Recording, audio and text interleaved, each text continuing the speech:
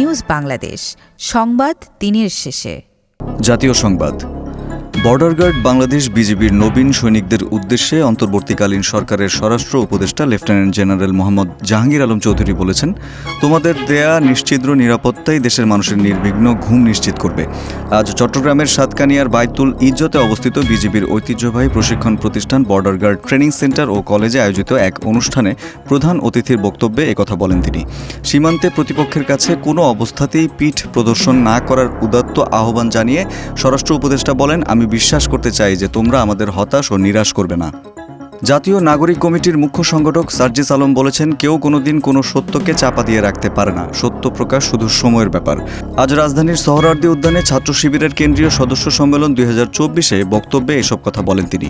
সার্জিস আলম বলেন, বিগত 16 বছরে খুনি শেখ হাসিনা যাকেই পটেনশিয়াল থ্রেট মনে করেছিল, নানা উপাধি তকমা দিয়ে ব্লেম গেম খেলায় মেতে উঠেছিল।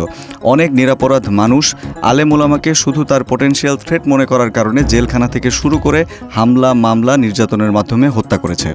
আর মাত্র কয়েক ঘন্টা বাকি, রাত পোহালেই সমাপ্তি ঘটবে ঘটনাবহুল ইংরেজি বছর 2024 সালের। নানা সম্ভাবনার দিগন্তে নিয়ে আমাদের সামনে আসবে নতুন বছর 2025 সাল। 2024 সালের 5 আগস্ট ছাত্র জনতার গণ আন্দোলনের মুখে দেশে গত 16 বছর ক্ষমতা দখল করে থাকা স্বৈরাচার শেখ হাসিনা ভারতে পালিয়ে যান।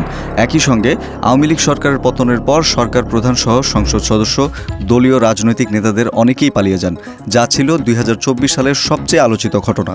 এর মধ্যে 16 জুলাই পুলিশের গুলিতে রংপুরে আবু সাইদ, চট্টগ্রামে ওয়াসিম, শান্ত, ফারুক এবং ঢাকায় সবুজ আলী ও শাহজাহান নিহত হন।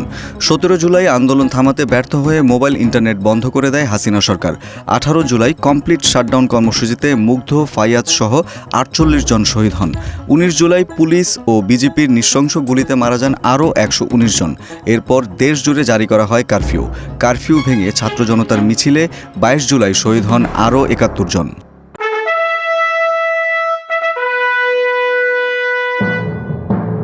রাজনীতির সংবাদ। নতুন বছরে জনগণকে সঙ্গে নিয়ে দেশ গড়ার বার্তা দিয়েছেন বাংলাদেশ জাতীয়তাবাদী দল বিএনপির ভারপ্রাপ্ত চেয়ারম্যান তারেক রহমান। আজ নতুন বছর উপলক্ষে সামাজিক মাধ্যম ফেসবুকে এক পোস্টে তারেক রহমান লিখেছেন, আমরা নতুন বছরে বাংলাদেশের জন্য একটি রূপান্তরমূলক অধ্যায়ে পা রাখছি।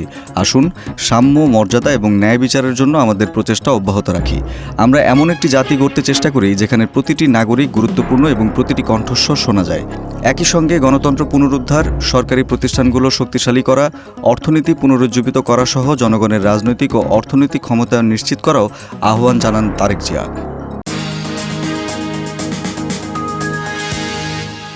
আন্তর্জাতিক সংবাদ। দক্ষিণ কোরিয়ার অভিশংসিত প্রেসিডেন্ট ইউন সুক ইয়োলের বিরুদ্ধে গ্রেফতারি পরোয়ানা জারি করা হয়েছে। আজ বার্তা সংস্থা রয়টার্সের এক প্রতিবেদন থেকে এই তথ্য জানা গেছে। প্রতিবেদনে বলা হয়েছে, দক্ষিণ কোরিয়ার একটি আদালত মঙ্গলবার প্রেসিডেন্ট ইউন সুক ইয়োলের বিরুদ্ধে গ্রেফতারি পরোয়ানার অনুমোদন করেছে বলে দেশটির তদন্তকারী কর্তৃপক্ষ জানিয়েছেন। গত 3 ডিসেম্বর সামরিক আইন জারি করার সিদ্ধান্তের কারণে 2 সপ্তাহেরও কম সময়ের মধ্যে তাকে অভিশংসন এবং ক্ষমতা থেকে বরখাস্ত করা হয়েছিল। তথ্য প্রযুক্তির সংবাদ। বাংলাদেশ প্রিমিয়ার লিগ বিপিএল উপলক্ষে তারুণ্য ও অদম্য নামে 2টি স্পেশাল ডাটা প্যাকেজ চালু করেছে মোবাইল সেবাদানকারী প্রতিষ্ঠান টেলিটক বাংলাদেশ লিমিটেড।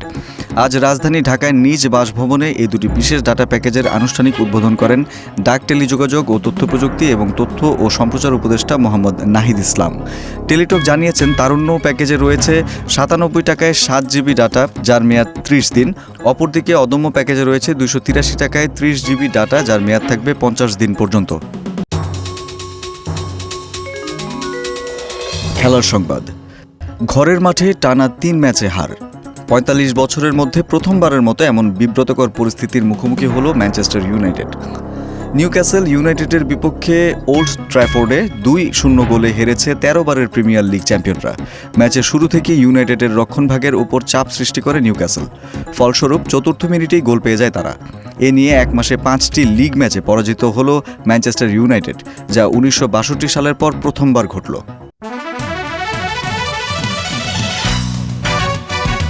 সংস্কৃতি বিনোদন। ক্রমেই আবুধাবিতে বাড়ছে চলচ্চিত্রের শুটিংয়ের ব্যস্ততা। বিশ্বের নানা দেশের নির্মাতারা শুটিংয়ের জন্য মরুর এই দেশটিকে বেশ পছন্দ করেন, আর চাহিদার কথা চিন্তা করে আবুধাবিও এই খাতে বেশ মনোযোগী হয়েছে। তারা নিত্য নতুন সিদ্ধান্ত গ্রহণ করছে আরও বেশি গ্রাহক তৈরি করতে, যার অংশ হিসেবে আবুধাবি ফিল্ম কমিশন তার নতুন রিবেট বৃদ্ধি করে 50% পর্যন্ত করেছে। এই রিবেট হলো কোনো পণ্য বা সেবা কেনার পর কিছু টাকা ফেরত দেয়া, অর্থাৎ এটিকে নির্দিষ্ট পরিমাণ অর্থ ছাড়ও বলা যায়। খরচের পর এটি ফেরত পাওয়া যাবে। তবে এর জন্য কয়েকটি শর্ত জুড়ে দিয়েছে আবুধাবি। শর্তগুলোর মধ্যে রয়েছে আবুধাবির জাতীয় ইতিহাস, সংস্কৃতি এবং দেশটির পরিচিতি কাহিনীতে অন্তর্ভুক্ত করা, পোস্ট প্রোডাকশন কাজ সম্পূর্ণভাবে আবুধাবিতে করা এবং মূল ইউনিটের উৎপাদন আবুধাবিতে বা পুরো কাজটি আবুধাবিতে চিত্রায়িত করা। দর্শক, এই ছিল আজকের নিউজ বাংলাদেশ সংবাদ দিনের শেষে আয়োজন। দেশ বিদেশের প্রতিদিনের সবশেষ সংবাদ জানতে চোখ রাখুন www.newsbangladesh.com-এ। লাইক শেয়ার দিয়ে সঙ্গে থাকুন নিউজ বাংলাদেশের ফেসবুক পেজ ও ইউটিউব চ্যানেলে। ভালো থাকুন, সুস্থ থাকুন। আল্লাহ হাফেজ।